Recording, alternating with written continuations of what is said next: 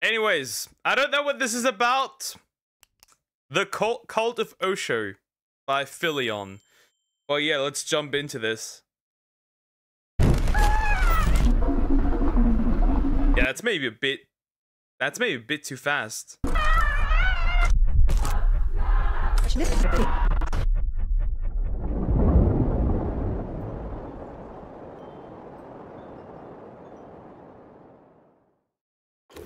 In 1981, an orange jumpsuited horde swarmed an inconspicuous. An orange jumpsuited horde. That sounds like a prison, actually. That sounds like a prison. That sounds like a prison. County in the hills of Oregon, in hopes of finding a home where they could practice a new faith and worship their foreign, illustrious leader. On the outside, it appears as if a band of wanderers were building a civilization from nothing, with plans of changing the minds and lives of all of those to come. A cult that, to this day, holds the keys to the meaning of life and what it is to be human. Those most dedicated to the orange garb chose to reside upon a land of free love, preaching that to become enlightened, one must overcome their worries, reject jealousy, avoid greed, and renounce vice. Inspired by one man, hippies all around the world flocked to his word and found solace in his steps to clear their consciousness and free thy inner self. But why him? Hundreds of contemporary gurus or— Wait. Isn't that the people are retarded? Isn't that the one? He looks like the one. prophets have come forward promising to usher humanity into a new age, yet ultimately fail in their mission to produce a large enough following. Is the problem the guru, their followers, or a combination of both? Well, with a bit of luck and some questionable noise, It is him. It is the people are retarded. behind closed doors. A curious child, nicknamed the Ruler of the Night, would grow up to encourage thousands on a path of individuality and total freedom, securing him wealth, infamy, and a dedicated mass of followers from all walks of life to this day. Except, nothing is ever this simple, and utopias will never exist. Dressed in sunrise colors and grinning from ear to ear, this bloodthirsty collection of lost souls put a stranglehold on an entire state, infiltrated government positions, and committed the largest— Damn! That's crazy! You guys got convicted a week ago, okay? That is crazy! We got a literal, not just, that's not a small cult. How have I never heard of this? bioterrorism attack in American history, all for the sake of pleasing their godlike false prophet, an ambitious stranger that would come to be known as Osho, the sex guru. Osho was born on December 11th, 1931, in a small village named Kuchwada. His birth name was Chandra Mohan Jain, but for clarification, he would go by several different names throughout his life. He was called Raja until the age of 7, and then Rajneesh Mohan Chandra Jain in preliminary school, but dropped the Jain in college. How many names does bro have? How many DLCs does bro get? Also bald. I want to lick his bald head. Anyways, wasn't wrong. They were retarded. They fell for it and joined his cult. That's crazy. Apple's told you about this cult before, too. Could be, yeah. I just didn't know the name.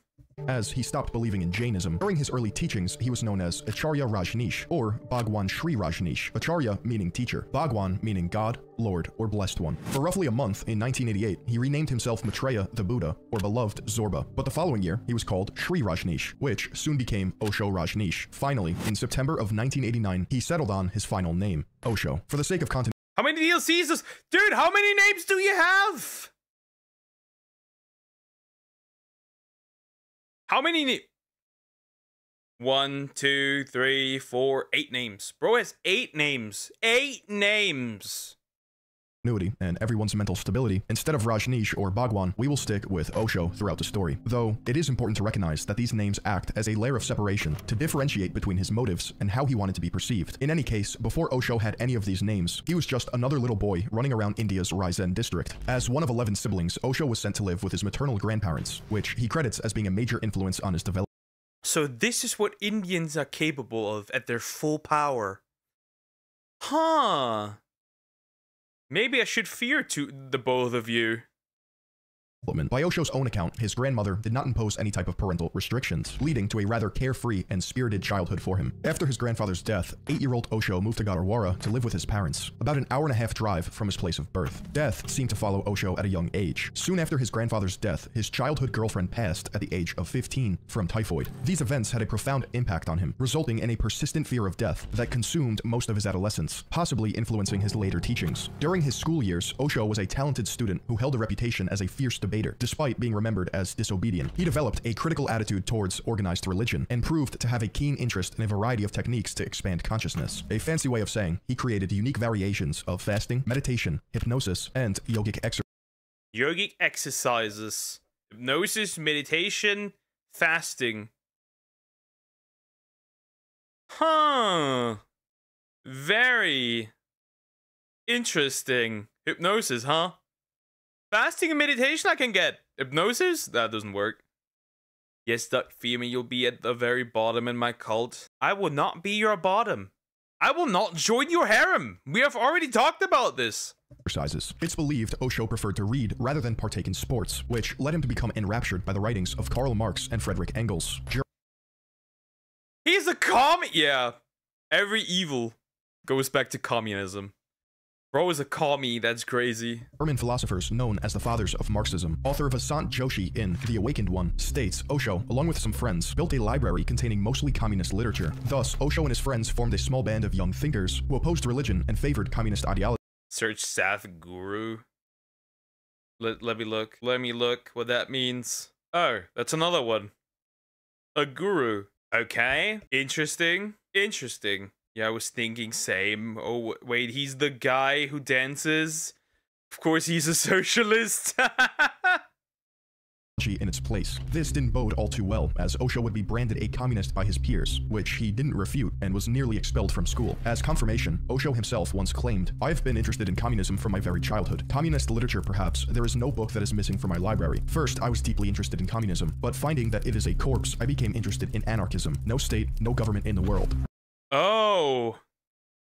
Now he got nuked. Now he said, nah, anarchist instead. Okay. Bro said fuck, even the guys that actually read the shit say, nah, fuck communism. That's crazy. Yes, Sadhguru, the one you fed. Gordon. Wait. Veg only for 3 days, okay.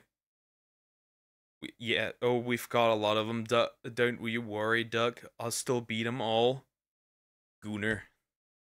For someone who was not even old enough to drink a beer in the States, Osho held a fiery passion for critical thought and sought a way to lessen humanity's suffering. He saw religions and governments as a means of holding back the people, who, in his mind, should be free to do whatever they choose, no matter the cost. Clearly, the so-called humanitarians that came before him did an awful job in helping the masses, so it was time for Osho to stand and assume a mantle of responsibility. In turn, he cultivated romanticized goals of saving humanity from its woes, in the hopes of delivering his followers from conventional... So, bro essentially just said, do whatever you want. Steal, murder, make bombs. Don't care. Sin, while advocating for a respite, or haven, where physical and mental bliss reigned. In the year 1951, at the age of 19, Osho studied at Hitkarini College in the city of Jabalpur. This was short-lived, as an unknown conflict with an instructor forced Osho to transfer to D.N. Jain College. Wherever Osho went, he couldn't help but find himself in an argument. According to author Joshi, Osho was so disruptive and argumentative that he was restricted from attending classes except for tests. Osho then chose to use his newfound time to work as an assistant editor at a local newspaper, at the Sarva Dharma Sammelan, or Meeting of All Faiths. He spent roughly 17 years publicly debating at these assemblies, all the while declining his parents' requests to marry in pursuit of sharing his mysticism. He also briefly associated himself with the Indian National Army, a group of Indian collaborators who fought against the British control under the command of the Japanese Empire. Osho decided he could not accept any external discipline, philosophy, or system, which led him to establish his own thought. This was, in part, due to the fact that on March 21st, 1953, when he was 21 years old, Osho allegedly had a magical experience while... A magical experience. He lost his virginity. Will he do another true crime tomorrow? Sure, why not? Cult of Apple. Nah, that's a cult we don't want. Also, that'd be a harem of Apple. sitting under a tree in the Bonvartel garden. Apparently, as the story goes, Osho used to climb a mahua tree at night and meditate. One night, as he was deep in thought, he fell from the tree, but when he awoke moments later, to his surprise, he was still sitting up in the tree. In his own words, "That day, for the first time, I saw my own body from outside, and since that day, the mere physical existence of my body finished forever. And from that day..." What are the chances homie was just high? What are the chances bro was just high? Sitting on that tree. Imagine that he fell down, but he didn't. Death also ceased to exist, because that day I experienced that the body and spirit are two different things, quite separate from each other. That was the most important moment, my realization of the spirit that is within every human body. Osho described the sensation as an out-of-body experience, and later called it the second Satori, or enlightenment. This moment became a major part of his faith and the movement to come. Even the mahua tree was named the Satori tree, and remains of its wood are still maintained by Osho's followers. In 1955, at the age of 24, he completed his bachelor's in philosophy at D.N. Jain College. Then, Osho attended the University of Sagar and earned his master's in philosophy just 2 University of Cigar. Sounds like cigar. Smoking. Give me that weed cigar. Because that's the energy I'm getting from this guy. Dude was high 24/7. That explains it. And probably the followers as well. Applewhite is a real girl that made his masturbation. Crazy.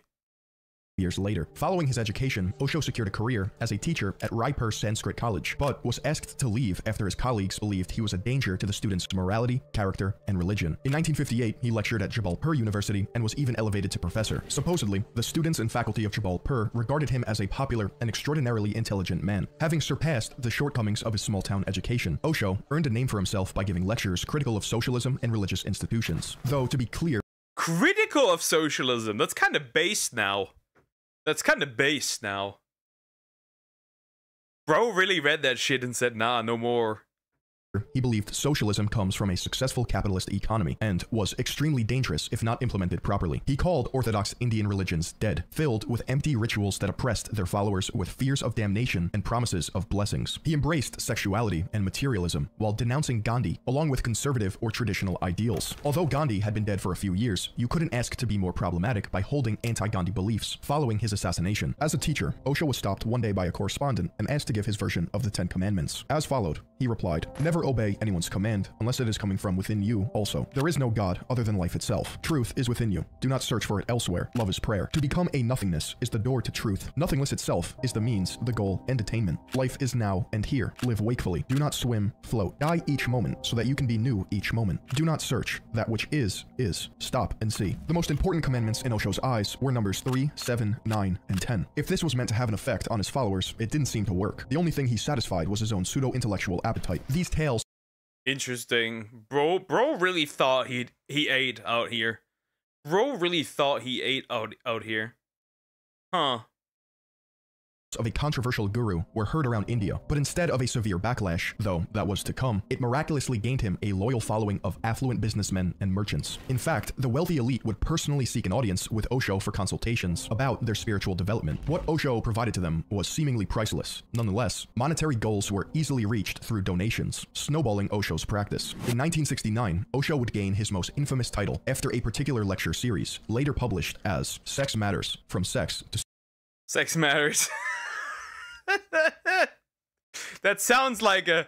That sounds... Sex Matters. That's a wild book. That's a wild book. Based, there is no God, but the one with you. Within you, would it be? Like that. The problem is that you're not a god. You're a simple mortal. You will die. Also, I would say that's a kind of narcissistic view. Or very self-centered. Superconsciousness, in which he offended Hindu leaders by calling to accept sex more openly. Osho made the point that sex was not man's original sin, yet religions and societies often associate sex with sin or lack of morality. That was not the original sin. The original sin, for example, in Christianity, was eating that fucking apple. Eve! I'm gonna get you. Condom advertisement. Condom advertisement. Yeah, that works. I'm gonna start a I'm gonna start a condom brand. Sex Matters. That's crazy. A question and response by Osho, lifted from the book, goes as follows. Question: you were saying that mere sex will go on producing only more and more children. But what do you produce when you join sex with meditation? You will produce yourself anew. You will find that you are not finished as you are. There are higher levels of your intelligence, of your... Is this the father of gooning? Is this the grandfather of gooning? Because some people treat this stuff like it's some kind of, what's the word? Like it's some kind of ritual. I think I found it out. The grandfather of gooning. Dumb humans fell for it. It would sell. That's a banging phrase, literally. Eve, her fault really is falling for the first salesman's snake. True. And Adam for not controlling his woman better. Your consciousness. As you start producing those higher levels of your intelligence and consciousness, you will be surprised. Your interest in sex starts disappearing, because now sex is producing something far greater than life. It is producing consciousness. Life is a lower thing. Consciousness is a higher thing. And once you are capable... Did bro want to enter the goon realm? Is that what it is? Okay, he is a gooner. I'm gonna say it. That is the goon realm. Of producing consciousness, then there is no barrier that says you cannot make love, but it will look very dull. It won't give you any joy. It'll look like a sheer waste of energy. You would rather use your energy to create higher and higher pyramids of consciousness in yourself, until you reach the ultimate point, which I call enlightenment. This enlightenment, as he describes it, is what superconsciousness is, but could not be achieved by just having sex. Although Indian press and media were quick to label Osho as the sex guru in a bid to discredit him. I mean, he kinda is. He kinda is. If you didn't buy his booklets, listen to his lectures, or partake in every therapy session or meditation, you simply could not reach this unattainable goal of superconsciousness. It was a scheme designed to have people coming back for more from the very start, including emptying their wallets. There was no stopping Osho and his apparent wealth of knowledge about love or sex. In 1969, he was invited to the Second World Hindu Conference, despite several Hindu leaders who voiced their concerns. In response to his critics, Osho was quoted as saying, "Any religion which considers life meaningless and full of misery and teaches the hatred of life is not a true religion. Religion is an art that shows how to enjoy life." He compared how women and members of the lower Shudra caste were treated like animals, while also accusing Brahmins of being driven by self-interest, which enraged the Shankaracharya of Puri. One of the most... Yeah, the main issue is, though, that in your cult, everyone's an animal. Osho literally said, do sex. Bro was more effective than, apparently, Shinzo Abe. Marry and reproduce. Sounds like weird sidekicks. I mean, kinda, yes. I mean, bro had a second awakening. Revered spiritual leaders in India. He was certainly disliked by some prestigious few, but was amassing millions of followers through his lectures and books, which were reaching Western bookstores in the height of the hippie era. He couldn't have come out with a book about love, sex, and spirituality at a better time. Sure, guru culture was a phenomenon in India during the 60s and 70s, but Indian citizens knew better than to fall for it. Indians would participate in guru culture, listening to public sermons and teachings, but would have a couple of them in their rotation for wisdom, whereas Westerners usually picked one and worshipped them. After all, the West saw an explosion of hippies post-World War II and during Vietnam. Self-proclaimed progressive Westerners were consuming Eastern influences of culture, which led them to travel abroad to find the source. These self-help scams were more inclined to be loved by Western, white... I'm also gonna say this. This has no place here, but I'm gonna say it. The sexual revolution is the worst thing that has ever happened to human society, as it destabilized us. Anyways. And this guy, in this case, added to it. Anyways. Same cult reading, scamming stupid people. Exactly, but one will be a pet. The rest are stray animals. I know you want to be the pet. I know you do. Liberal and preferably rich women, who Osho consciously targeted to be his disciples. Besides the pure pleasure part... Liberal white women! The joke's right itself! The jokes write themselves. They literally do. They literally do. The worst thing that ever happened. Liberal white women. I don't think it's the worst thing just happened to the worst time. I'd actually say it is one of the... It's not the worst thing possibly, but it is one of the worst things that happened. As I said, it destabilized us as a society. Where's the part where he says that the wife of the dictator of the Godfather is part of his cult. Funny. No, I want to be one holding the leash. While we had so many other problems, more than ever, we decided to... More than ever. Yes. But it still destabilized us, as we have no longer a nuclear family. We don't have any family unit anymore. That doesn't happen, really. Of Osho's teachings, there were more clandestine techniques presented that could help you reach the supposed superconsciousness state. One infamous technique was dynamic meditation, which involved music, dancing, and fast, heavy breathing. As the name implies, anything goes as long as it was Osho approved. On September 26, 1970, after tons of meditations, private meetings, lectures, and a published book, Osho decided to coin his movement and bring about disciples, or what he liked to call his neo-sannyasins. Each member is required to take their sannyas, essentially declaring that there are no gods before Osho, and that to achieve enlightenment, they must do exactly what he says. They become his devout followers, who renounce the world around them, as well as any claims to social or familial standings. Each member of this small clique, now a part of Osho's dream, had to undergo a rather jarring lifestyle and appearance change. Neo-sannyasins had to assume a new name, wear a traditional saffron dress with a beaded necklace, and lastly, a locket with Osho's picture. For women, your new name would have the prefix Ma, meaning mother. For men, your new name gets the prefix Swami, meaning father. Whether you picked your own name or Osho felt strongly enough to name you himself, it didn't really matter. Donning this new name signified that you were all in on Osho. In other words, you were now his sworn sannyasin. Osho was now your master. Osho gained his first secretary from this bunch, a woman named Laxmi Takarsi Karua, who took the name Ma Yoga Laxmi. Laxmi was the daughter of one of Osho's earliest adherents, a wealthy supporter of the Indian National Congress, who had close ties to influential people. If you couldn't guess, Osho knew exactly who to elevate, as Laxmi raised enough money so that Osho could stop traveling as often and settle down. By 1970, Osho moved to the Woodlands Apartments in Mumbai, where he continued to lecture and receive visitors. However, it's believed the first Western visitors began to arrive in droves. He told his new followers he was not to be worshipped, for he was, quote, a sun encouraging the flower to open. Osho was... Well, now, first he said you should worship him, now he's not to be worshipped. Weird. Crazy people seem crazy. Look at them dance. They do the worm, the wiggle, whatever you want to call it.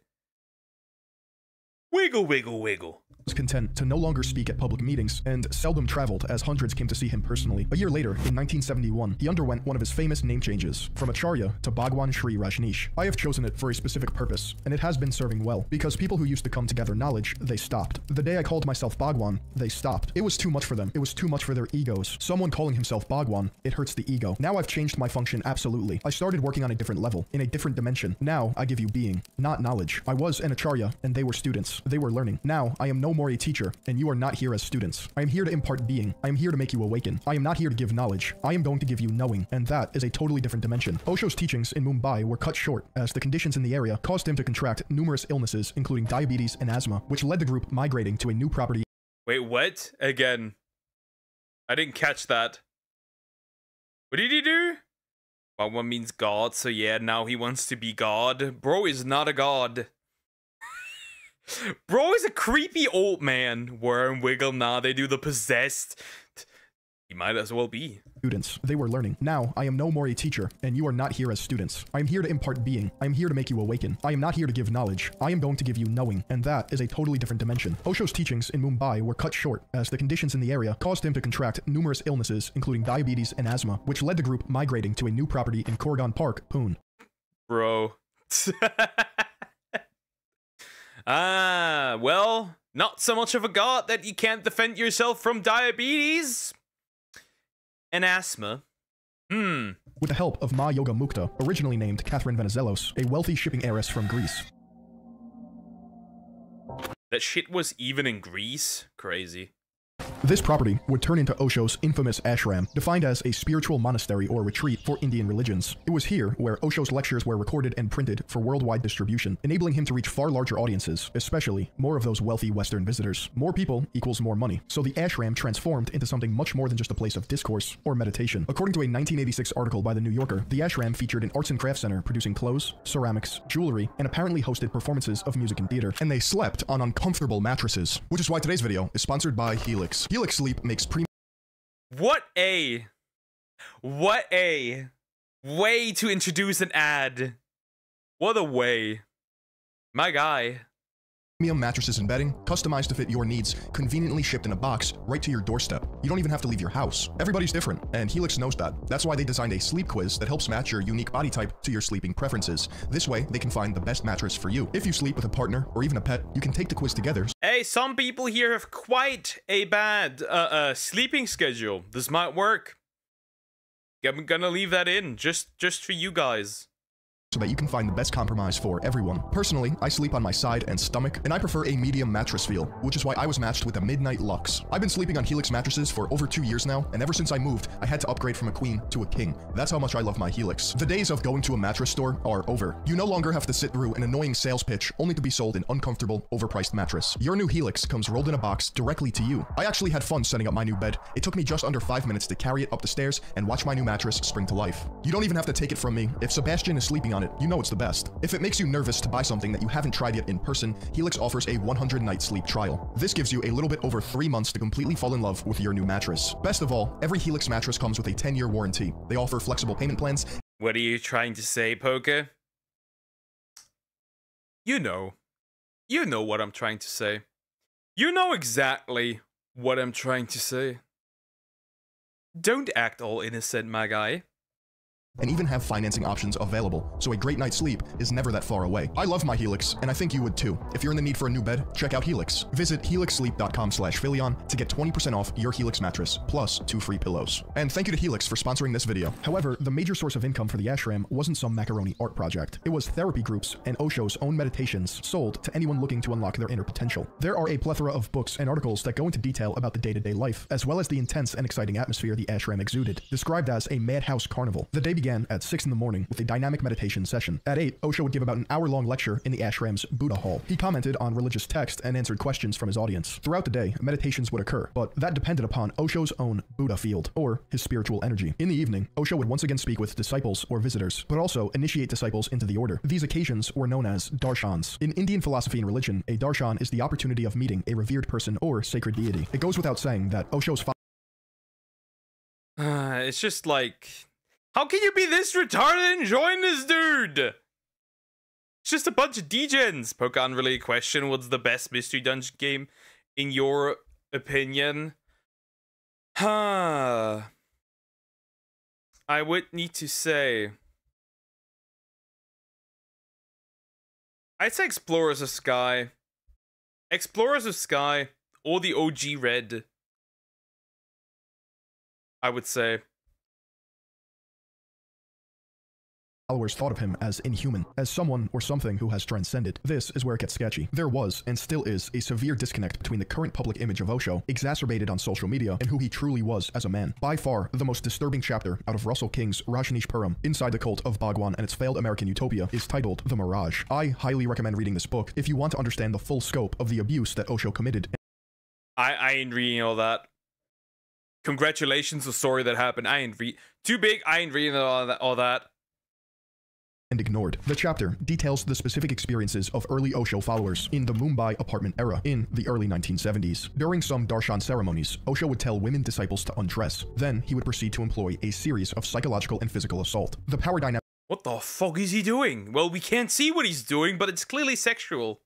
In a way. Yeah, Explorers of Sky is revered as the best in the series. I would say Super Mystery Dungeon is also still pretty good. Super Mystery Dungeon is definitely better than DX on the Switch, that's for sure. He called for required the disciples to surrender to him completely. That's what it meant to be a sannyasin. This includes Ma Prem Diksha, real name Maria Grazia, a young Italian woman who sought his guidance, as well as an unnamed American tourist who was forced to undergo an even Europeans. Oh no. An American disciple showed up at the apartment one day in 1971 crying, saying she had to get an abortion before her boyfriend returned to Mumbai because the baby belonged to Bhagwan. What? He impregnated a woman.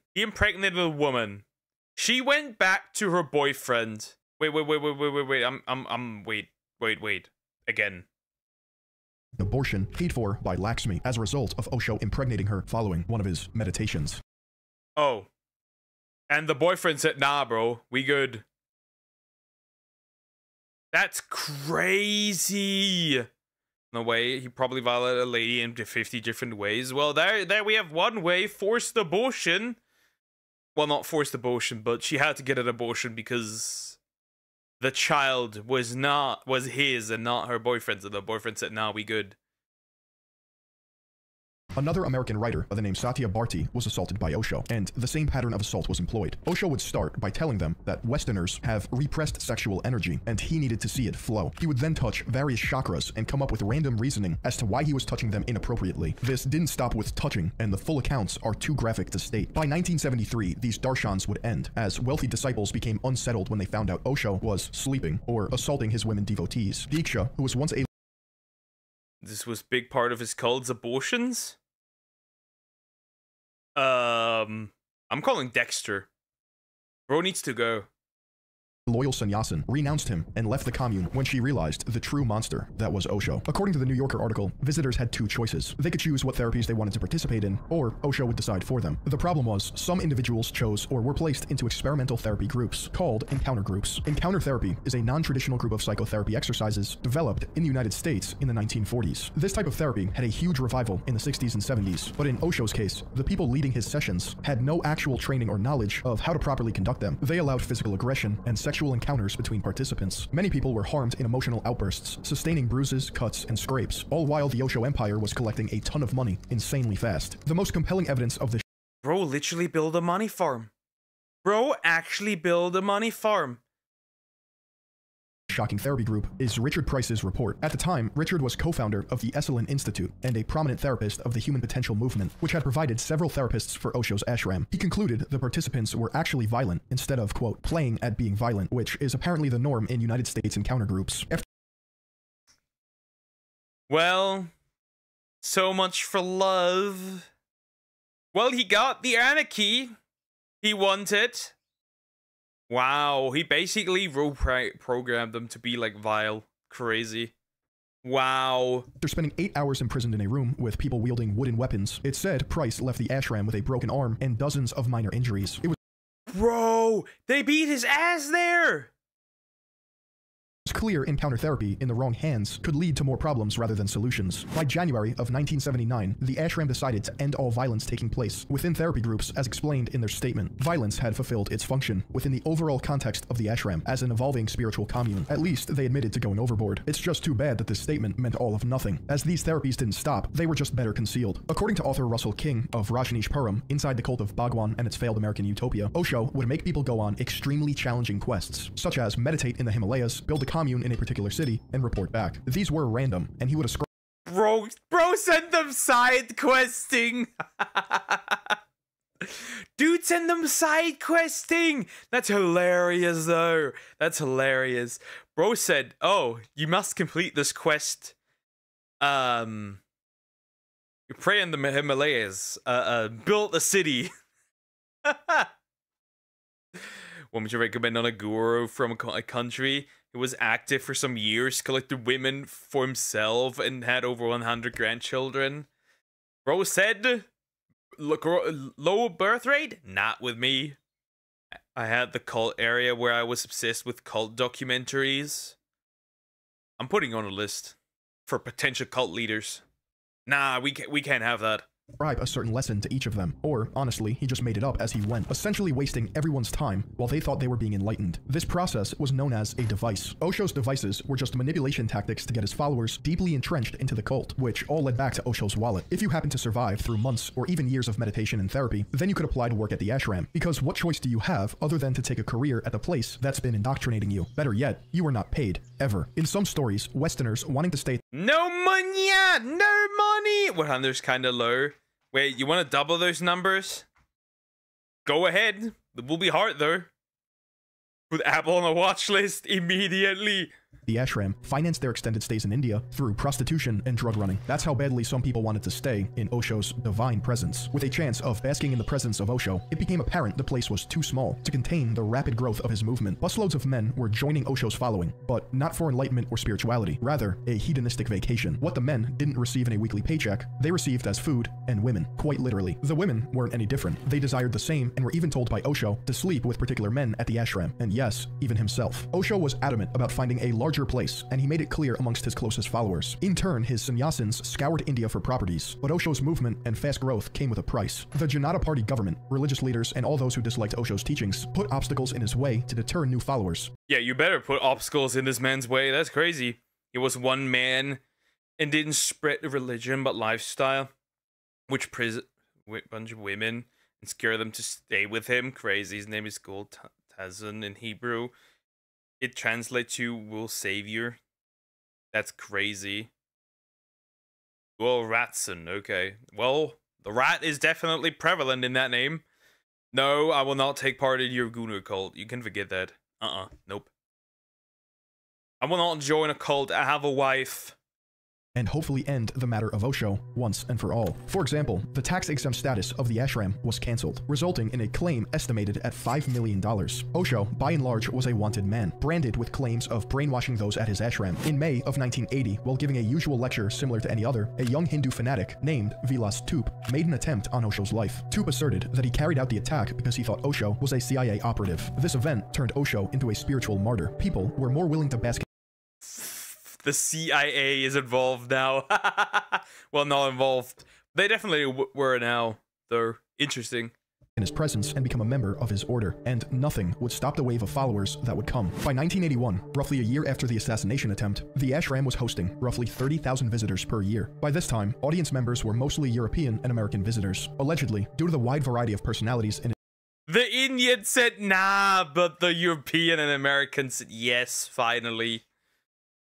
his audience. Osho's lectures turned from intellectual discourse to dirty jokes and ethnic remarks. Nevertheless, in a strange twist of events, on April 10th, 1981, Osho entered a 3.5-year period of self-imposed public silence. We will never know his true reasoning, but it can be inferred it was for legal reasons involving Indian authorities. For almost 4 years, Osho did not speak publicly at all, remaining in a lazy, vegetative state where he didn't leave his favorite chair and replaced his lectures with music or readings. Just as Osho's speeches came to an abrupt stop, one of the most important associates joined the ranks of the ashram in order to become Osho's new secretary. Sheila Silverman, going by her sannyasa name, Ma Anand Sheila. Sheila Ambala Patel was born on December 28, 1949, in Baroda, India. She was the youngest of 6 children, and at 18... So bro said silence, mortal. I will not speak, dumber white people.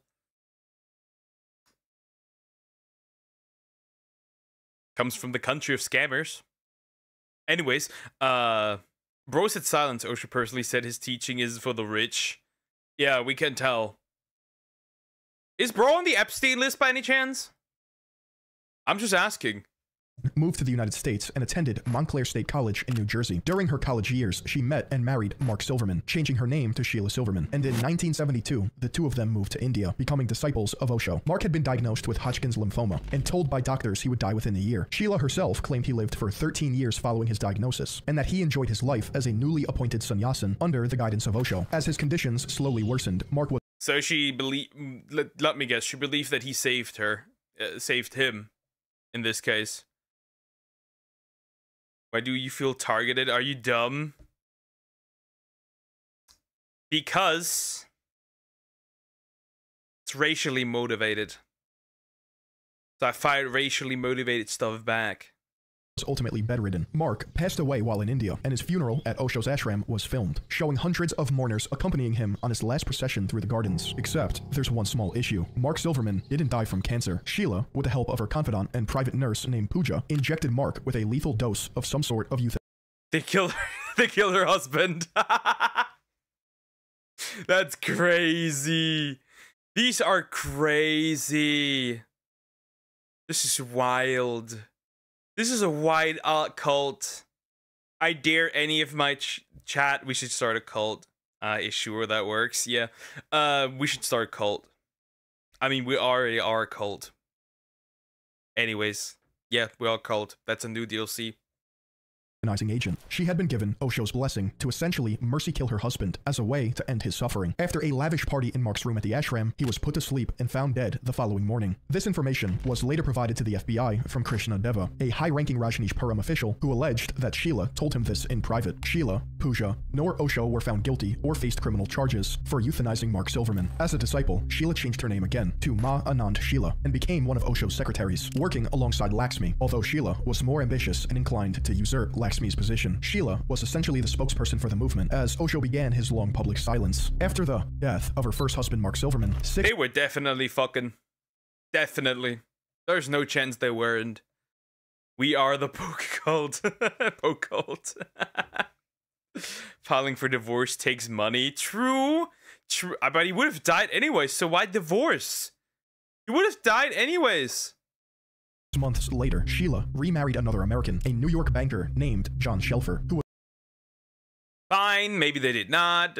Was also a disciple of Osho, otherwise known as Swami Pren Jayananda. By 1981, tensions increased between Osho, his followers, and Indian authorities. Put simply, Osho and his sannyasins were unwanted and ostracized, but they devised a clever plan to move the ashram to a new commune located in the United States. On June 1st, 1981, Osho and company traveled to the United States on a tourist visa, purportedly for medical reasons, and spent months in a makeshift commune at Kipps Castle in Montclair, New Jersey. These medical reasons were not referencing Osho's asthma or diabetes, but his severe back pain, which Sheila had exaggerated in order to acquire a 6-month visa for her master. As indicated by Sheila's public statement, Osho would be in grave danger if he stayed in India, but could receive the necessary medical care in America if he required surgery. Osho never sought outside medical attention while he was in the United States, despite the alleged seriousness of his condition, which led the INS, or Immigration and Naturalization Service, that he had a premeditated intention. I would definitely look at this shit. I'll be real. I would definitely be careful if a retard like that was entering. Why? The people are in fact retarded. How can you be this retarded to join this thing? I don't even know what to say anymore. I'm just surprised. I'm just looking at it and be like, what the fuck is going on? How could this happen? I would have never let this man in. Who was the president back then? Idiot! Is it morally wrong to do that while married? You have no idea. I know of women that left their husband during his cancer treatment because he could no longer provide the way he did originally. I know stuff like that. It's crazy. While it's morally wrong, people do it. To remain in the States. Lo and behold, this was part of Sheila's grand plan, to infiltrate the United States on Osho's behalf in order to use the US Constitution as a shield, garnering absolute freedom to begin their new mega commune. Westerners were already the bulk of his following and supplied him with buckets full of money, so moving to the United States was only a matter of time, a decision that made perfect sense once you realize how much capitalism pays. To demonstrate just how devious Sheila was, her medical foray into the US ultimately failed, and she was forced to resort to drastic measures. Aggravated arson fraud. In desperately She became an arsonist. That is crazy.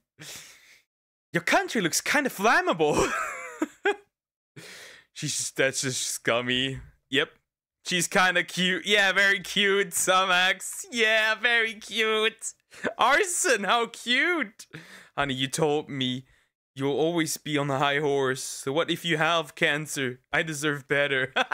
That's probably literally what she said. Well, we got a cute arsonist here, huh?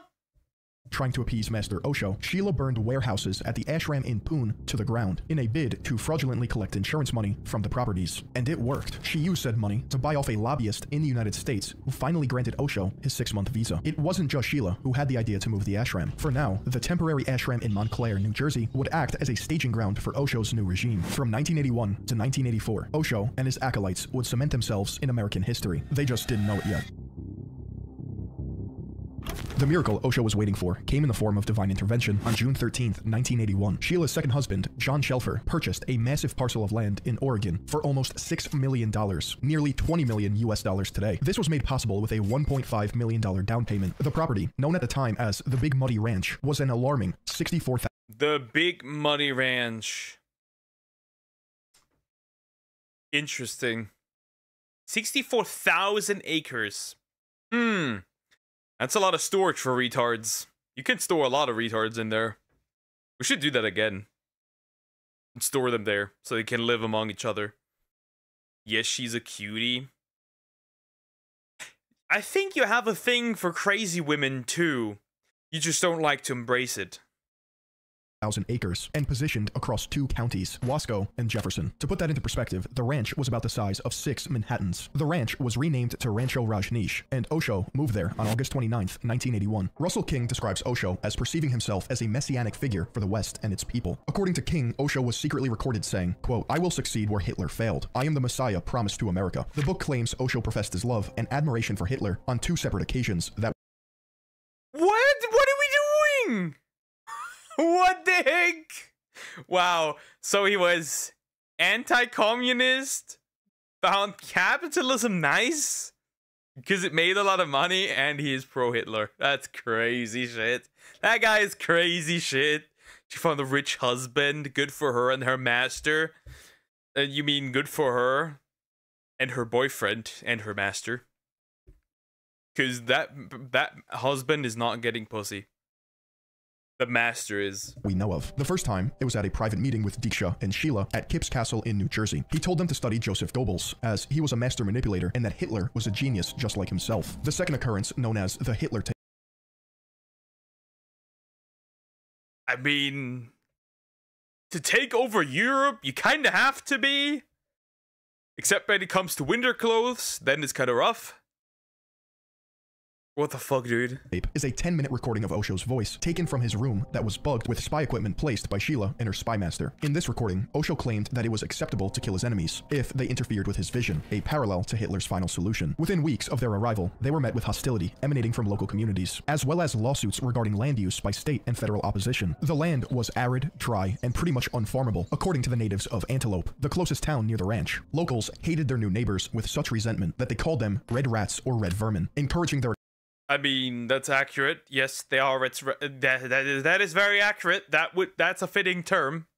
expulsion from the state, or in some cases, their death. Some instances of the Orange Horde's counterattacks against their opponents include Antelope, which at one point was even renamed Rajneesh, after his sannyasins living in the town won the deciding referendum. Sheila's plan was to buckle down and entrench themselves as much as possible, so that if they were ever told to move, it would be a daunting task. The year they arrived, it was essential to turn the newly purchased barren wasteland into the foundation of Osho's ultimate ashram. After a relatively short time in the United States, on October 4th, 1981, a petition began to turn Osho's commune into his personal city, Rajneeshpuram. If they wanted their city, they were going to need to follow the law. Nonetheless, there were most definitely shady loopholes and a few stern handshakes involved, which helped the Orange mob bypass substantial obstacles. Krishna Deva, the eventual mayor of Osho's metropolis, studied specific zoning laws for the land in Oregon to— They have literally built a city! It's a city of retards, literally! That's crazy! ensure their commune wouldn't be hassled by authorities for now. For instance, most of the land had to be dedicated for agricultural use only, despite the lack of arable land. As for the petition to lawfully declare their commune a city, the Orange Horde infiltrated Antelope's voting referendum and ended up solidifying the ranch as a separate city. In order to pull this off, there needed to be a voting population of 150 members, and 20%, or just 30 members, needed to vote in favor of the decision. It was a landslide victory, considering sannyasins made up nearly 100% of the voter base. An Oregonian judge by the name Jim Comini had voted no in reference to the city's proposal, was hounded by the sannyasins, to the point he was almost killed by Osho fanatics years later. Krishna Deva, Rajneeshpuram's first and only mayor, drafted the development plans, and by 1982, it was an all-out frenzy of building projects, constructions, and furnishings, which gave Osho's compound some vibrant life. The first building, or office space, was known as the Zarathustra, in which over 300 sham marriages were held to ensure U.S. citizenship. There was also the Magdalena Cafeteria, or Maggie's, and a staggering 80,000 square foot greenhouse known as Rajneesh Mandir, meaning Temple of the Rajneesh. By July 1982, Osho's movement spawned the first annual world celebration, inviting followers from all over the world to partake. That's crazy. That's how you infiltrate. Go big. Bro said, I'm gonna do it better than the mustache guy. Crazy. Small mustache guy. Yeah, associate yourself with big names. Yeah. I don't know if you should associate yourself with that name, but okay.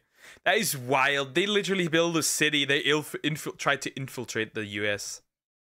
In a 5-day bender at the Oregon ashram, the land was being turned into something useful, while the newly finished buildings came together to resemble an ordinary town or city. Work was considered worship, and as long as sannyasins, newcomers, and veterans alike worked hard at building their new home, they were kindly rewarded by being taken care of. They were treated to 3 strictly vegetarian meals a day, and basically every living necessity was given to them: food, shelter, toothpaste, soap, deodorant, even condoms. In just a few years, this desolate, rural ranch that sat untapped turned into a fully functioning city, housing approximately 7,000 people, though thought to be much more. At its height, the city had a police station, fire department, townhouses, malls, and restaurants, as well as a post office, public transportation, sewage reclamation plant, reservoir, and their very own zip code, 97741. The most impressive feature was the 4,000-foot airstrip, home.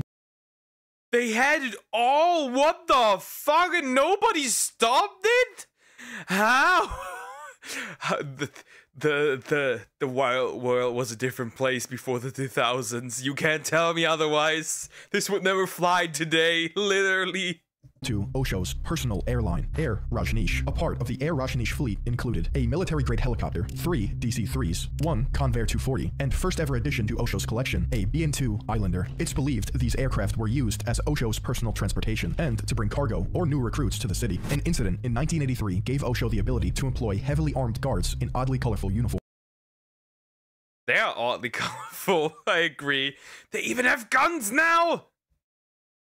Which came to resemble a small paramilitary force. The incident in question was the bombing of Hotel Rajneesh in Portland, Oregon, by American citizen Stephen Pastor, believed to be a member of the Islamic terrorist organization Jamaat-ul-Faqra. The terrorist group was specifically looking for weak targets associated with Indian religions, such as Hinduism, although for Pastor, he would have to make do with the Orange Swarm in Oregon. On July 29th, 1983, Pastor planted and detonated 3 separate pipe bombs at Osho's hotel, causing approximately... Pipe bombs. Was that a certain someone? Because they took over the town and then voted for him, so legally nothing can be done. Well, legal. I'm not talking legally. The US has done stuff. Not legally. Guys, that's how you do it. I'm putting you on the list. I'm writing your name down. You're a danger. Approximately $200,000 in damages, but ironically did not harm anyone but himself. A severely injured pastor fled Oregon, but was arrested in Colorado not long after and sentenced to 20 years in prison. He served just 4 years, and when he was released, he moved to Lahore, Pakistan, where it's alleged he became an instructor for advanced training courses in guerrilla warfare. Osho, who was now armed to the teeth, had his own little army, as well as an entire police force to use against his enemies. He began to envision or entertain the idea that nations would eventually replace their large cities with smaller communities following a communal way of life, similar to Rajneeshpuram. He believed in intentional communities and that they would take over as the norm, which are defined as voluntary societies with a high degree of teamwork and social cohesion. In hindsight, it didn't look like Osho really wanted a small communal living space. He was on track to create a worldwide, multi-billion-dollar enterprise. According to author Hugh Urban in From Sex Guru to Guru of the Rich, at the height of the Rajneeshpuram era, Osho had built a corporate machine made up of numerous front companies and subsidiaries with the aid of an advanced legal and commercial infrastructure. The Ranch Church, also known as the Rajneesh International Foundation. Bro really was not stupid, I have to admit. That is some work, bro. Put in the work to make this, well, work. What went wrong? Control the banks and the military, Apple. You'll be able to do a lot. True. Well, would still be rough. Because depending on the country, the average person has a gun. Foundation, the Rajneesh Investment Corporation, which was in charge of managing the RIF, and the Rajneesh Neo-Sannyasin International Commune were the 3 main distinguishable entities that made up his organization at the time. The umbrella organization that oversaw all investment activities was Rajneesh Services International Limited, a company incorporated in the UK but based in Zurich. Smaller businesses that dealt only with the purchase and renting of Rolls-Royces included Rajneesh Travel Corp, Rajneesh Community Holdings, and the Rajneesh Modern Car Collection Trust. All of this being said, the commune was still subject to sustained and coordinated attacks from individuals and coalitions throughout its presence in Oregon. Alongside the citizenry and authorities, there were 2 main activist organizations who tried to fight against the ever-encompassing blob that was the Orange Horde. The Thousand Friends of Oregon, who were basically the arch-nemesis of Rajneeshpuram, spending 6 years tying the commune up in legal disputes while revoking improvements or removing buildings, as well as local residents who established the citizen. They were trying to get rid of them. Interesting. Not the smartest thing to do, because considering that they might end you. Huh. Not particularly good idea. For constitutional cities in order to monitor the commune and force its demolition. The archived article from 1981 affirms their decision, quote, to contain, control, and remove the threat of invasion by an alien cult. Additionally, definitive measures were passed by the Oregon legislature to restrict Rajneeshpuram. Vic Atiyeh, the governor of Oregon, openly called for the group to leave the state, and Senator Mark Hatfield spoke with the INS, worried the commune posed a threat to the way of life for a small agricultural town, Antelope, and overall public safety. All while this was taking place, Osho was still undergoing a time of complete silence. His sannyasins seemed to be entertained enough by the speeches captured on tape and shown to collective audiences. Osho apparently spent most. Bro doesn't even yap anymore. Bro just started a machine and just lets the machine running. He did so many side quests. He was side questing like crazy. Locals were scared of him, and what he did, he bought the town pretty much. Of his time alone, and only spoke to a small circle of important pupils, such as his secretary, Ma Anand Sheela, and caretaker girlfriend, Ma Yoga Vivek, also known as Christine Wolf. Between 1981 and 1984, Sheela gained significant power and authority at Rajneeshpuram, becoming the sole person Osho would converse with, even though their relationship would slowly taper off. Life on the commune was rather simple. While the sannyasins worked, Osho enjoyed his pleasure palace, known as Lao Tzu. It was no secret Osho was driven by material greed and worldly pleasures. In fact, he encouraged his sannyasins to strive for the same. Since he refused to talk, he chose to engage his followers through his famous drive-by Rolls-Royce ceremonies. Osho would be driven through the town of Rajneeshpuram in one of his many Rolls-Royces. If that wasn't pretentious enough, Osho was so obsessed with Rolls-Royce cars to the point he accumulated an insane collection with a total of 93. Osho would throw temper tantrums and demand Sheela to order more Rolls-Royces, and when she would refuse, he would threaten to end his life. This gluttonous display of wealth can only be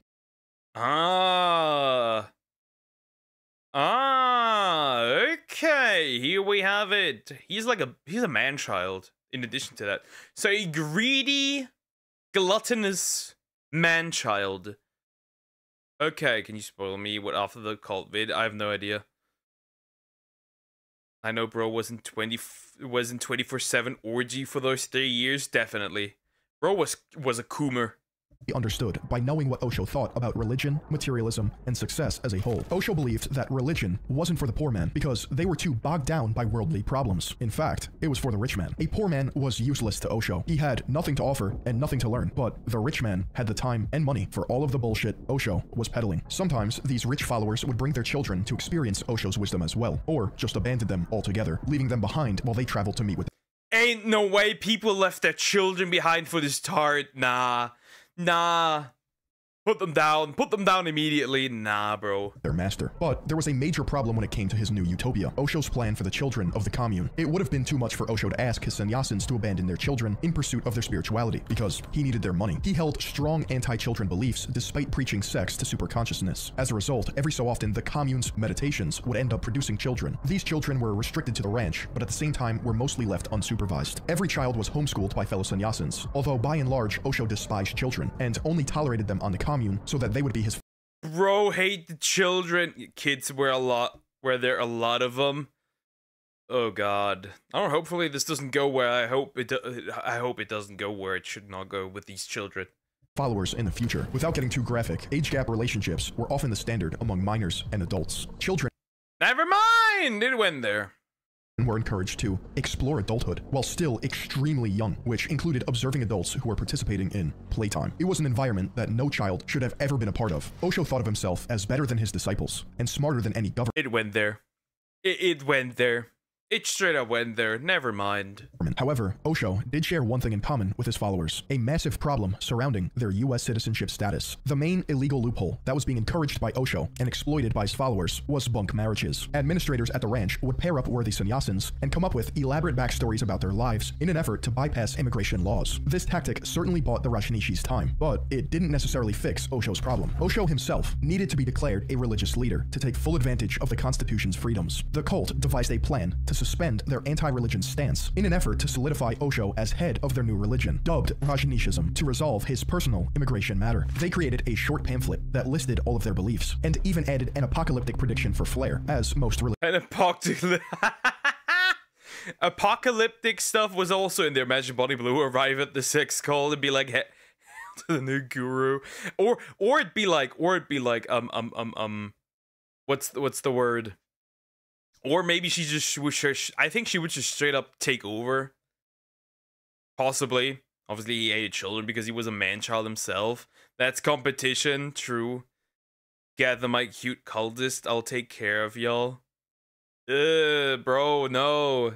Religions do. It was bulletproof in the eyes of the federal government. Rajneeshism was going to be responsible for creating a Noah's Ark of consciousness to save as many as possible from the fate that was soon to come. Another prediction paraded around the commune was that Osho foretold an AIDS pandemic that would come and kill 2/3 of the human population. Sheela believed in Osho's prophecy to the point in which requirements were put in place, forcing sannyasins to wear rubber gloves, condoms, and abstain from kissing. Whether she was pretending to play along, or she truly believed in Rajneeshism's new holy text, Sheela was fervently obsessed with pleasing Osho and would go to any length to prove that she was worthy to serve him. At the time, she had received coaching from Osho on how to make the most of media attention, and during his period of silence, Osho allegedly said Sheila spoke on his behalf. She would later tell outlets Osho was addicted to Valium and nitrous oxide, or laughing gas, which— Well, dude was high. Yeah. He made this chick his spokesperson. Is this what we call... Isn't this the previous one we watched? But on a much higher scale? Collective delusion of like thousands? She used while writing 3 separate books: Golden Childhood, Notes of a Madman, and Books I Have Loved. Supposedly, Sheila believed she was telling the truth, and that her stories could discredit Osho, leaving sole authority over Rajneeshpuram and its wealth to her. But Osho wasn't going to let anyone steal his power. In turn, 2 groups formed, one under Sheila and one under Osho, kicking off a bitter civil war within America's newly ordained city. Osho was the leader of the Rajneeshis on paper, but when it came down to loyalty, Sheila was pulling the strings. This war began with Sheila hiring her own staff, members of Rajneeshpuram that would strictly follow her orders without question. Her team consisted of Krishna Deva, the mayor of Rajneeshpuram, Swami Julian, aka the Spook, who acted as her personal spy master by monitoring telephone calls, bugging rooms, and keeping track of any dissenting voices. Ma Anand Puja, known as the nurse, Sheila's main accomplice and lieutenant, as well as Ma Ava, a young girl acting as one of Sheila's henchmen. Sheila and her team operated mainly out of Jesus Grove, whereas Osho and his inner circle, nicknamed the Hollywood Group because of their immense wealth and power outside of the commune, spent most of their time around Laozu. Sheila was becoming increasingly worried that Osho wanted to voluntarily die. So we have 2 groups now. We have a civil war. We have a civil war in the failed paradise. Interesting. Around the 3rd annual World Festival, with the help of his personal doctor named Devaraj. In an effort to separate Devaraj from Osho, Sheila had his oatmeal spiked with an absurd amount of Dukalax, which landed him in the Rajneeshpuram Medical Center, exactly where she wanted him. Puja then gave Devaraj an IV to rehydrate him, as he was violently sick. Except, instead of saline, she grabbed the nearest flower pot and injected him with the dirty plant water. After a near-death experience of going septic, Devaraj miraculously recovered over the next coming weeks, but Sheila's plan worked. This would be her first experiment with using biological warfare, her preferred method of assault. Bioterrorism. We have bioterrorism. They're finding all the different DLCs that you could use. It's literally now take over US, exactly what I said by Hail Nugura True. That's crazy. Should to get rid of, bro. That's crazy. In fact, Sheila developed a top-secret facility at Rajneeshpuram devoted to her biological warfare experiments, a shady rundown shed with a padlock nicknamed Chinese Laundry. This building was initially a schoolhouse for the commune's children, but Sheila scrapped this idea in order to turn it into her own experimental laboratory. It was the perfect place for Puja to tirelessly work on perfecting a salmonella concoction to be used on any number of Sheila's enemies, including Osho if it came down to it. Allegedly, he was completely unaware of Sheila's activities or didn't care to know, so it was no surprise she actually straight up just built bioweapons in her basement. Wow. With the help of Spook, was able to bug everything in Osho's compound, including his chair, which allowed them to monitor his most intimate conversations. At the same time, Osho's city had come into increased conflict with the Wasco County Board of Commissioners. Sheila desperately tried to have Rajneeshi candidates take the 2 open seats on the board to win an upcoming November election. Yet, there were simply not enough voters for her to swing the outcome, which resulted in her bussing in hundreds of homeless people. This operation was called the Share a Home Program. A massive influx of homeless men and women from various US cities were bussed to Oregon in an attempt to affect the outcome of this specific election, essentially trying to take control of Wasco County before releasing them into nearby towns and leaving others to the state of Oregon. In other words, it was now the responsibility of the state at the taxpayer's expense, and Rajneeshpuram was not equipped to deal with the slew of medical and mental health issues that came. They were collecting homeless people! They aren't even collecting the homeless people! Osho was chilling, meanwhile she was preparing for war. She was literally out here starting to develop bioweapons. That is wild. With the disenfranchised people, but the Share a Home program failed miserably for the Rajneeshis. They didn't get their 2 seats, and they just added another crime to their ever-growing list of felonies: conspiracy to commit voter fraud. This was just the beginning. The most well-known and dangerous crime committed was Sheila's magnum opus, a potentially lethal bioterror attack orchestrated by her and members of the Jesus Grove. Sheila decided to unleash the salmonella culture she was molding as a weapon to infect dozens of salad bars across 10 different restaurants in Dalles, Oregon, leaving roughly 750 citizens sickened, rendering voters. Wait. She used that not in, well, it makes sense that she wouldn't use that inside her own community. Oh, bro. Yeah, you mean he undermined his enemy? A big mistake. True. Did you mean underestimated? Anyways. Deathly incapable. Luckily, there were no fatalities, but 45 people were hospitalized. This plan also failed, as the Sannyasin candidate was removed from the election ballot following the attack. Local Oregonians were somewhat used to the shady and destructive measures that the Orange mob were willing to take, immediately suspecting them. But as authorities tried to track down the specific culprits, a secret meeting was called between Sheila and Osho in the early months of 1984, at a time when tension among their inner circles surged. Osho had previously supported her when disagreements over her behavior surfaced within the communal leadership, but this time he didn't want to make the same mistake, choosing to reprimand her and declare that, quote, his house, not hers, was the center of the commune. On October 30th, 1984, Bro Dog told his dog to shut the fuck up, based. Dude, this is wild. How did I never know about this? This is so big. Osho finally ended his period of public silence, stating it was time to speak his own truths. In Osho's own words, Sheila and her henchmen turned the commune into a fascist regime. As a result, Sheila did everything in her power to divert attention away from herself and stop any discourse by Osho or his sannyasins that defined her as a criminal. Osho even invited authorities to investigate her based on certain attacks and crimes that took place mostly during 1984. In 1985, Charles Turner, the Oregon district attorney, tried looking into the Salmonella attacks personally and caught the eye of some orange goons. Sheila caught wind of this and decided that her enemies must be crushed if it was going to mean freedom for herself and her Rajneeshis. Turner, as well as two others who tried uncovering their plot, including Les Zaitz, the investigative journalist, and Oregon Attorney General David Frohnmeyer, were ordered to be assassinated. Sheila's henchmen bought fake IDs, weapons, and suppressors across state lines, with the intent of silently dispatching any potential threats. The first member on their hit list was Charles Turner. They began following Charles around Portland, Oregon, but before they decided on how to execute their mission, the plot was uncovered by federal agents, who claimed to have been given information from an informant within the Witness Protection Program. In an effort to wash himself from any wrongdoing, Osho decided to— We got everything. War, spies, plots, plot twists, terror attacks, bioweapons. What's next? A fucking atomic bomb? What else do we have? Nope, I don't want this apple to be the leader. Definitely not. Turn on his own followers, pinning all of the blame on Sheila. To honor his loyalists and destroy any remnant of Sheila's influence, Osho and his disciples burned thousands of copies of the book Rajneeshism, insisting that Sheila had published them under his name. Sheila's very own robes were added to the massive bonfire to finally rid her connection with Osho's glorious commune. Osho claimed that the purported crimes, which had been carried out without his knowledge or approval, included the attempted murder of his personal doctor, girlfriend, Oregonian government officials, as well as the eavesdropping and surveillance of the commune and Osho's personal residence. These allegations were initially greeted with skepticism by outside observers, but a subsequent inquiry by American authorities supported them, leading to Sheila and some of her lieutenants' criminal convictions. They found wiretapping networks and a full-blown Walter White laboratory in her home, which was used to grow the bacteria. A Walter White laboratory. Well, she's going to prison, that's for sure. No ninjas. I mean, too bad. Yeah, no ninjas. Used in the bioterror attack. Sheila fled to Europe as the allegations spread, while Osho and his sannyasins denounced her as a vehement criminal. She was arrested in West Germany in October of 1985 and extradited to the She was captured in my country? How?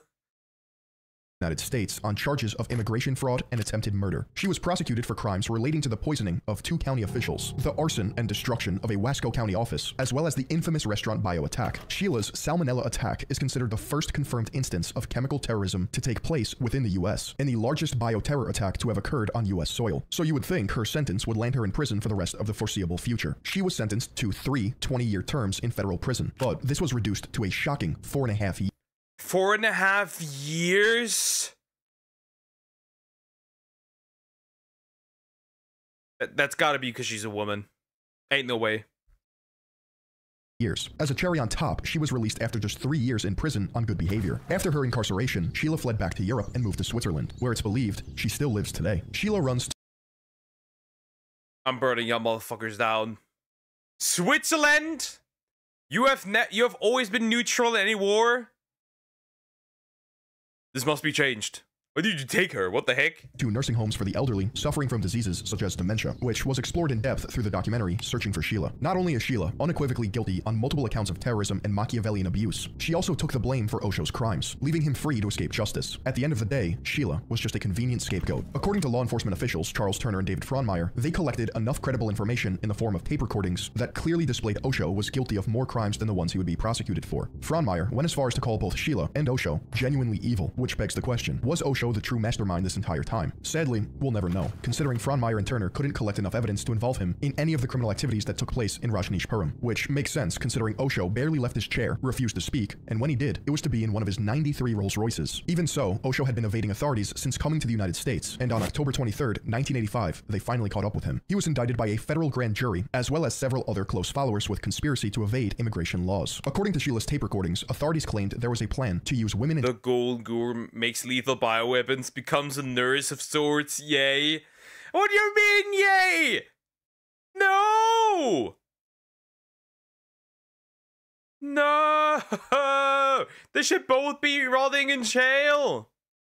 children as human shields for Osho if police came to arrest him. Luckily, it didn't come to that, and while most likely trying to flee the country, Osho was apprehended aboard one of his jets in North Carolina at Charlotte Douglas International Airport by federal agents. Upon searching the aircraft, $60,000 in cash, as well as 35 watches and bracelets worth about $1 million were found. Osho entered a not guilty plea to each of the 34 counts against him, and spent just 12 days in 6 different jails, as he was transferred all around the country. He was eventually released after paying $500,000 in bail, and returned to his beloved city, where he remained in contact with lawyers, trying to hatch a plan to save his skin. On the counsel of his attorneys, he later entered an Alford plea to 2 counts. One of concealing his intention to reside permanently in the United States at the time of his initial visa, and the other of conspiring to induce sannyasin.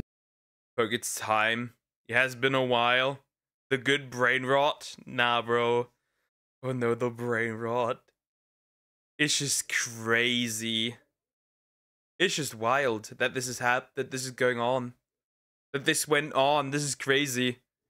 And he's still getting out of here, isn't he? To enter into false marriages in order to obtain U.S. residency. He received a 10-year suspended sentence, 5 years of probation, a $400,000 fine, and agreed to leave the United States, only able to ever return on orders from the U.S. Attorney General. Upon having been forced out of the United States, his followers in Oregon dispersed, leaving Rajneeshpuram completely abandoned. According to Carl Abbott in Utopia and Bureaucracy, The Fall of Rajneeshpuram, Oregon courts found in favor of the city, and by 1987, the Oregon Supreme Court ended litigation proceedings. Rajneeshpuram was bankrupt and uninhabited, but kept legal on paper within Oregon law. The land was eventually sold at an auction for $4.5 million in 1988 to Connecticut General Life Insurance. In 1991, the firm Washington Construction purchased the Big Muddy Ranch for $3.6 million and attempted to get the state to turn it into a park, having failed to turn the ranch for a profit. 5 years. Okay, they tried to turn it into Puck Pokey, you must, sure. Okay, they turned it into a ranch. It was bought, turned into a ranch because nobody's there anymore. And he went back. What happened to him there?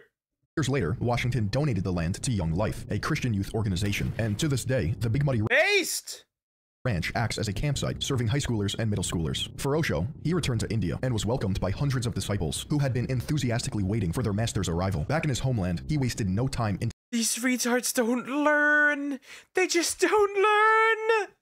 denouncing the United States, but was eager to buy another piece of property or building to use as his commune site. He was looking at an atoll in the South Pacific that Marlon Brando was looking to sell. Osho never did buy the property because upon visiting the island, he and his followers realized it was prone to heavy storms and flooding. The idea of finding a new piece of land haunted Osho as he spent most of his time trying to find a new place that he could call home. He moved to Nepal and then Crete, where he was arrested by the Greek National Intelligence Service. Nepal! That reminds me of the speech. Is that his son? After rebuking political and religious leaders by calling them idiots. He then traveled to Stockholm, London, Canada, and Ireland, but was either refused entry or couldn't make up his Thankfully, he's not in Germany. Thankfully, he was not in Germany. Mind on a new location. He eventually settled down in Uruguay, where he gave lectures at the Punta del Este, but was, quote, invited to leave for no official reason. After another failed trip, Osho relocated to Jamaica using a 2-week visa, which ended in the Kingston police giving the group 12 hours to leave. Osho reluctantly returned to India a 3rd time on July 30th, 1986. Just a year later, he restored the ashram in Pune and held evening discourses similar to days past. Due to his deteriorating health, which Osho blamed was the fault of US authorities that had poisoned him, he began to stop leading meditations and led a more quiet life. However, it seems in later years that Osho couldn't decide who was better, Hitler or Stalin, because he adamantly stressed. Who was better? Is that a question? Neither? Invited to leave. That was like the wording is interesting here. That communism was revolutionary. In lectures titled Communism and Zen Fire, Zen Wind, Osho criticized capitalism, mainly the United States, while claiming communism could evolve into spiritual. So, wait. He went from anti-communism to anarchism to whatever his religion was, but still being anti-communism. and now saying capitalism is bad and communism is good. What are we doing?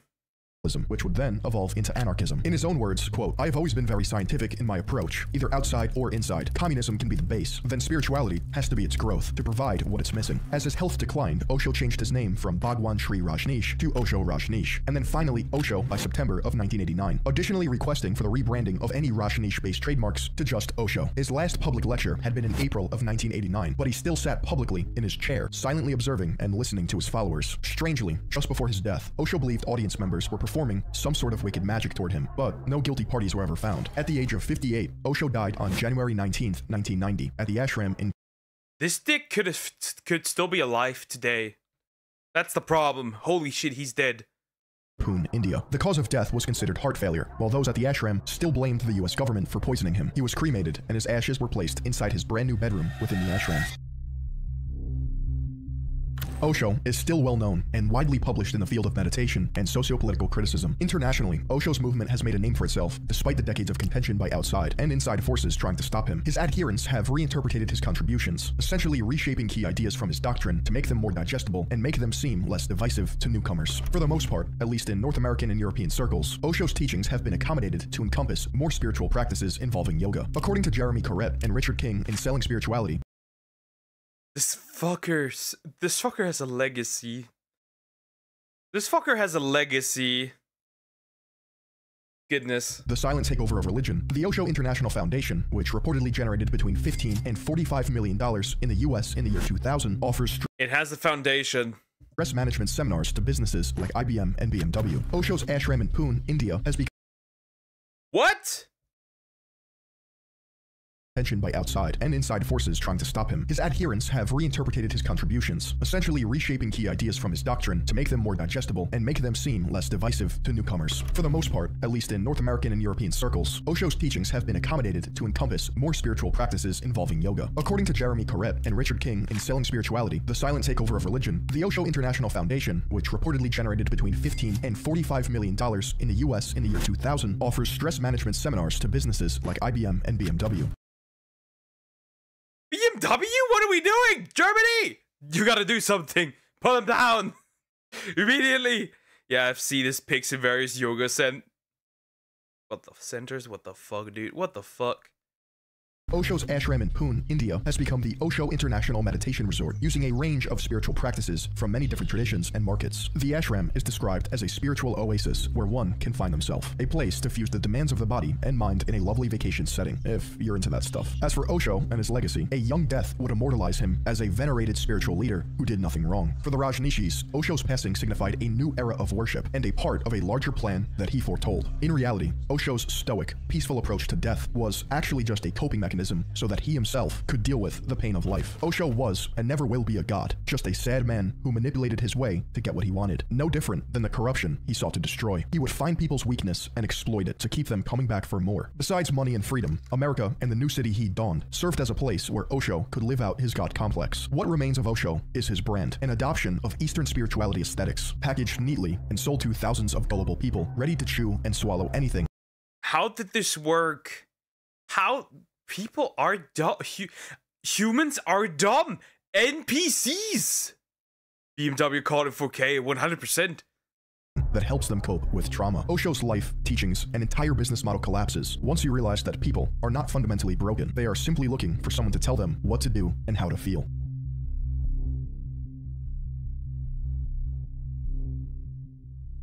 If you made it to the end of the video, I just want to say thank you, because over the course of the last few years, this channel has changed quite a lot, and a lot of you may be confused. If you can't tell, I like taking risks on this platform. I'm always pivoting, evolving, and trying to challenge myself to make the sickest content possible. Whenever I have a large vision or something I want to accomplish, I always like to start by showing and not telling, because I don't want to throw You show way too much. something out there and not follow through. My goal with Third Eye Global is to turn it into the eventual engine of this channel. This way, we don't have to rely on sponsors, ad revenue, nothing. We can take our time and perfect every single video. As the team grows and we have more hands on deck, we will absolutely be making Patreon exclusive content. So yeah, I'm just very, very excited, and I know that this is going to turn into something insane. My goal right now is to make the best documentary style content on the platform, and I'm not going to stop. That's pretty much the end of the video. That was wild. That was wild. Yeah, they like authority either having it or being under it, apparently. Humans are retarded. That was crazy. I never knew of this. All I can say is, stop worshipping the dude. What the heck? What are you doing? No more. What the fuck are we doing?